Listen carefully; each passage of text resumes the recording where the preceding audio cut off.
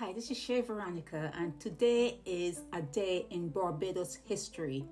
Cubana Flight 455, flight from Barbados to Jamaica that was brought down on October 6, 1976, 11 minutes after takeoff by a terrorist bomb attack. All 73 people died on that Douglas DC-8 aircraft, which crashed into the sea. 48 passengers, 25 crew. Who were arrested? 4 people were arrested. Freddie Lugo, Herman Ricardo Lozano, Luis Pasado Carriles, Orlando Bosch Avila. 2 spent 20 years in prison. Lugo and Lozano. Posado, he fled. In fact, he escaped from a Venezuelan prison many times. That's where the trial was. He escaped many times, and his final time, he was gone for good. And once he was gone, the laws in Venezuela were you could not continue with the trial without the defendant. So he was never formally found guilty of anything. He's dead now, but he fled. And the other one, Orlando Bosch Avila, he was acquitted and he moved from Venezuela to Miami. So out of the 4 who were arrested, only 2 did time in jail. And a key figure in the bombing was Rafael de Jesus Gutierrez.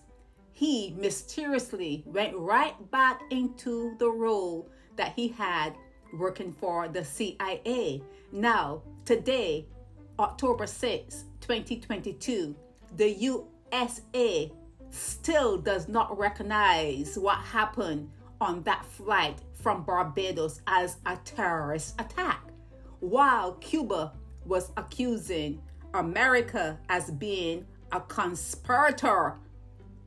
America is saying they don't know anything about it, while the Cubans who were in exile and anti-Castro were planning and making every arrangement to bring this plane down. America may or may not have been involved, but they still, to this day, disavow any knowledge of anything that happened on that fateful day in Barbados. So that's really it. You can go online and you can read up all the intricacies about it, but that is it in a nutshell. Castro had enemies. Castro exiled certain political people out of Cuba. They band together and they plotted to bomb a plane. It happened to be in Barbados, headed to Jamaica. People who were on board got off in Barbados and planted a bomb in the tail end and one in the middle part of the plane. Now, you know, if someone sticks something up your tail end and it goes off, you're in for a tail spin, and that's what happened. So while that plane was spinning out of control, the bomb planted in the middle of the plane went off. So it was over. It was just over. Everyone on that plane died that fateful day, and America, no culpability. The Gutierrez went back. He was main figure in this whole thing, but he mysteriously was never called to bear any fault. He just went right back into his role, working, for the CIA in the first trial of the 4 guys in Venezuela. They were brought up for treason, and all 4 of them were acquitted because the military said they were not part of the military. You're charging them with treason, but we don't know anything about them. They were not working on our behalf, so they were acquitted. And then when they were tried under civilian rules and law, that's when the 2 went to prison, 1 escaped, and 1 was acquitted. And you have a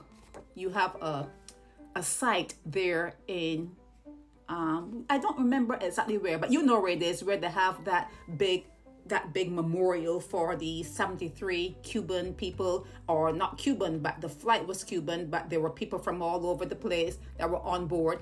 There is a memorial there in Barbados that you can go and you can read the names of the people who died. But it was a day in history. The first terrorist attack happened on Barbados soil. The first terrorist attack happened on Barbados soil, October 6, 1976. This is Shay Veronica.